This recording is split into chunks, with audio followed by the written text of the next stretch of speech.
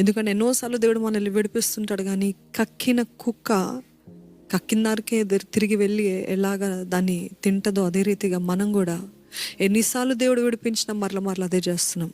God willing I will be speaking about that as God leads, as God's Spirit is telling. నేను ప్రార్థన చేస్తుంటే దేవుడు అదే ప్రేరేపిస్తూ వచ్చాడు. Many of you are in repetitive sins. తెలిసి అంటే చాలామంది ఎట్లా అయిపోయిందంటే బాండేజ్ లాగా అయిపోయింది.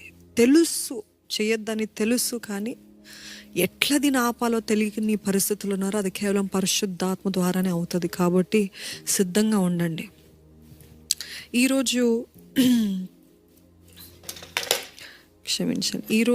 విల్ బి టాకింగ్ అబౌట్, గత వారము మనము we all spoke about demonic dreams. ఎంతోమందికి విడుదల పొందుకుంది అని నేను